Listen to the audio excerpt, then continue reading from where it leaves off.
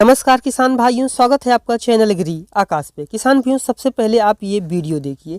इस वीडियो में आपको दिखाई दे रहा है कि ये भिंडी का खेत है और इसकी जो पत्तियां हैं पूरी तरीके से झड़ गई हैं और एक भी पौधे में आपको कोई फल दिखाई नहीं दे रहा। यानी ये पौधा जो है वो काफ़ी ज़्यादा बूढ़ा हो चुका है, इसमें अब फूल और फल नहीं आने वाले। यानी ये भिंडी का जो खेत है ये लगभग 7 से 8 महीने पुराना हो गया है। लेकिन अब आप ये वीडियो देखिए।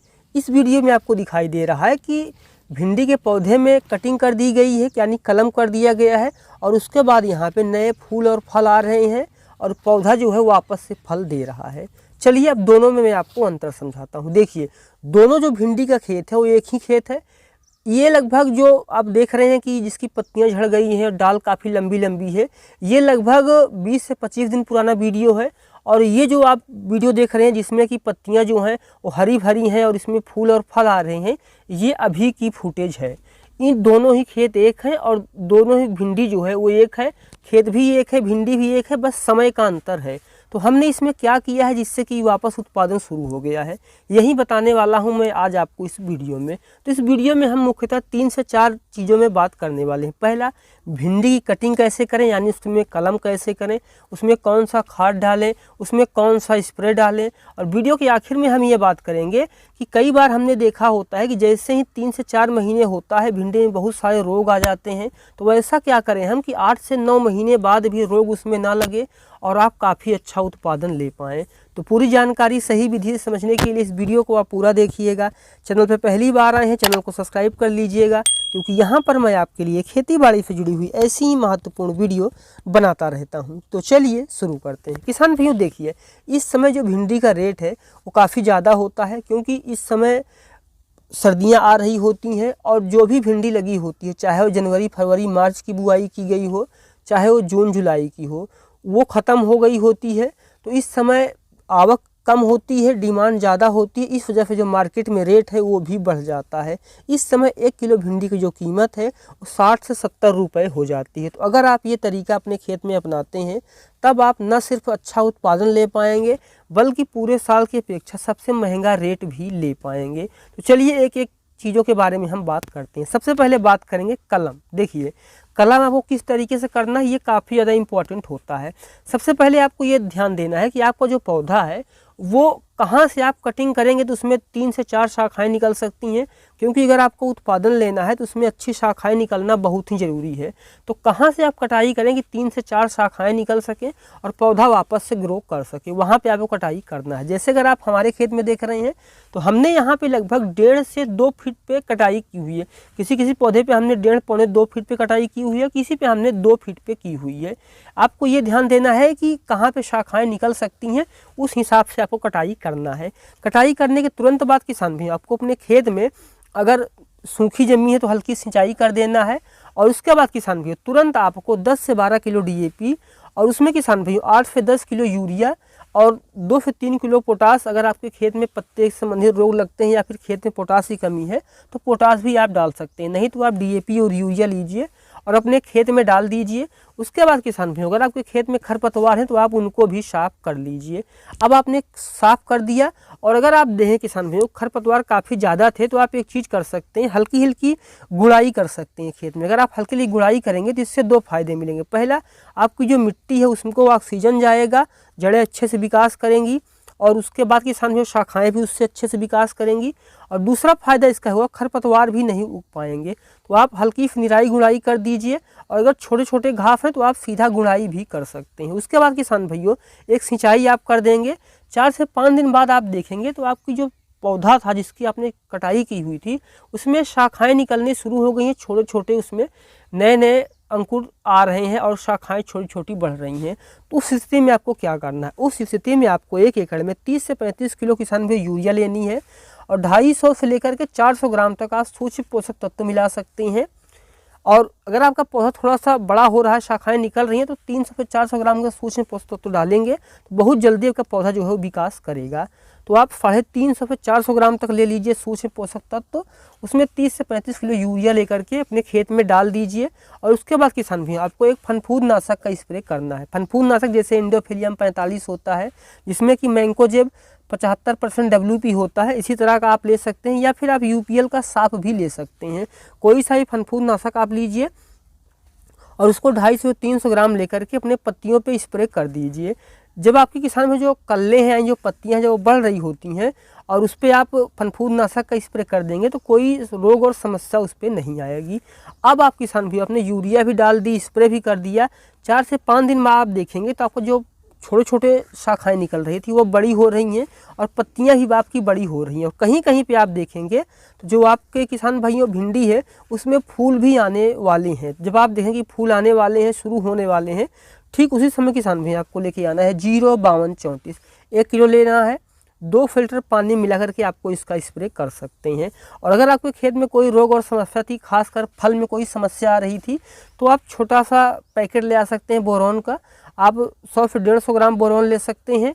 कई बार जिंक में भी आ जाता है, और या फिर आप अलग से भी ले सकते हैं। आप अपनी ज़रूरत के हिसाब से बोरोन ले लीजिए, मिला करके स्प्रे करेंगे तो फूल अच्छे से आएंगे और फल पे कोई समस्या नहीं आएगी। ये 05234 का स्प्रे आपको 2 बार करना है। पहली बार जब फूल निकल रहे हो उससे पहले करना है, दूसरा स्प्रे इसका किसान भाइयों आप फल बनते समय कीजिए। और जैसे ही फल आने शुरू हो किसान भाइयों, उसी समय आप देखें कि इसमें फूल निकल गए हैं और अब फल बनने वाले हैं, फूल निकल रहे हैं काफ़ी तेज़ी से, तो उसी समय आपको पोटेशियम का स्प्रे करना है। क्योंकि आपकी जो भिंडी है वो 7 से 8 महीने पुरानी हो गई है, तो पौधे में उतना दम होता नहीं है। तो अगर आपने कटिंग की है, अच्छे से खाद डालेंगे तभी आप वापस से उत्पादन ले पाएंगे। तो पोटेशियम नाइट्रेट अगर यहाँ पे आप स्प्रे करेंगे तो फूल काफ़ी तेज़ी से आएंगे। तो आपको लेना है 13045 1 किलो, यानी पोटेशियम नाइट्रेट होता है 1 किलो। इसको 2 फिल्टर पानी मिला करके स्प्रे करेंगे तो आपकी जो किसान भी फसल है उसमें फूल और फल काफ़ी तेज़ी से आएंगे।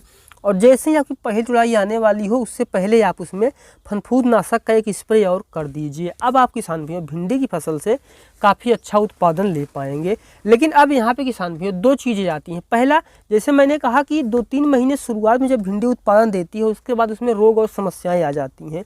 वो समस्याएँ इस समय काफ़ी ज़्यादा परेशान करती हैं, क्योंकि आपकी जो भिंडी है वो काफ़ी ज़्यादा समय की हो गई होती है। भले आपने कटिंग कर दी है लेकिन उसमें रोग काफ़ी तेज़ी से दौड़ रहे होते हैं, तो उसमें कुछ चीज़ें बहुत तेज़ी से फैलती हैं। जैसे किसान भी माहू हो गया, वो तेज़ी से आ जाएगा इसमें, और फल का मक्खी जो होता है, जो फल खाने वाली मक्खी, वो भी आ जाएगी, पीला मोजेक आ जाएगा। तो इन बीमारियों से एक एक कैसे निपटे चलिए उसके बारे में भी जानते हैं।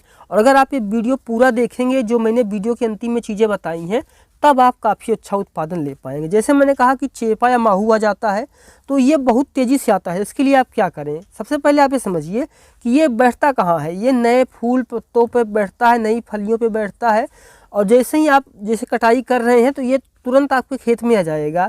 तो इससे बचने के लिए आप क्या करें किसान भाई, सबसे पहले आप ये समझिए कि जो रस है उसको चूस करके आपके पौधे को कमज़ोर कर देगा, फिर उसमें पत्ते जो है वो मुड़ जाएंगे और आप भिंडी से उत्पादन नहीं ले पाएंगे। अगर आप देखेंगे आपके खेत में थोड़ा सा भी चेपा या माहू आ गया है तो उसकी पहचान कैसे करें। खेत में आपको चिपचिपा पदार्थ दिखेगा पत्तियों के ऊपर, जो भी मुलायम पत्तियां हैं, फूल हैं, फल हैं, उस पर आपको शहद जैसा चिपचिपा पदार्थ दिखाई देगा, तो आप समझ लीजिए कि माहू का अटैक हो गया है। तो उससे बचने के लिए किसान भाई सबसे पहले आप क्या करेंगे, सबसे पहले आपको लेना है डाईमेथोएट 300 ml, 1.5 फिल्टर पानी मिलाकर के स्प्रे कर दीजिए। और अगर एक बार में नियंत्रण नहीं हो रहा है तो आप 2 बार स्प्रे कर दीजिए। और अगर आप डाईमेथोएट का 300 ml लेकर के 2 बार स्प्रे कर देंगे तो माहू आपके खेत में दोबारा दिखाई नहीं देगा। जो दूसरी सबसे बड़ी समस्या है वो है फल मक्खी, यानी जो शाख पे और फल पे कीट बैठता है वो।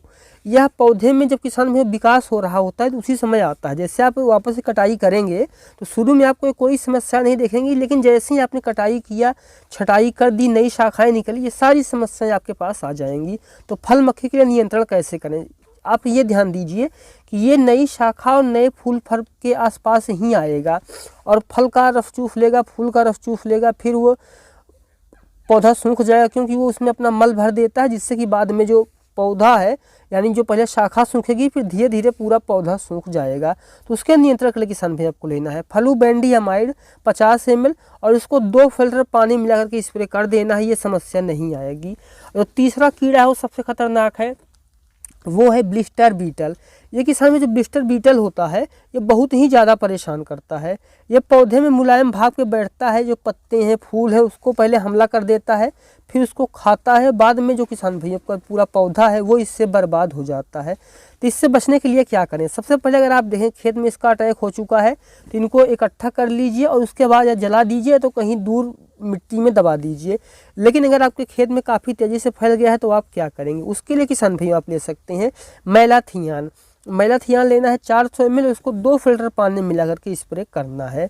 और किसान भाई इसके बाद जो अगला रोग सफ़ेदा परेशान करता है वो है पत्तों पर सफ़ेद धब्बे। अगर आपने भिंडी की खेती की है तो आपने देखा होगा कि पत्तों पर सफ़ेद धब्बे आ ही जाते हैं। उससे बचने के लिए क्या करें? किसान भाई इसके नियंत्रण के लिए आप देखिए कि पहले जो ये समस्या आती है पत्तों और फलों पे ही आती है। बाद में किसान भाई जैसे ही फल तैयार होने वाला होता है उससे पहले ही गिर जाता है और इसके बाद आपको पूरे खेत में सफ़ेद सफ़ेद चीज़ दिखाई देती है। उसके नियंत्रण के लिए क्या करें? उसके नियंत्रण के लिए आपको लेना है घुलनशील सल्फर और समय समय पे स्प्रे करना है। ये समस्या दूर हो जाएगी क्योंकि शुरुआत में आप करेंगे तो ज़्यादा अच्छे से नियंत्रण कर पाएंगे। और वीडियो के अंतिम में किसान भाई बात करेंगे पीला मोजेक, जो कि भिंडी की सबसे बड़ी समस्या है वो है पीला मोजेक।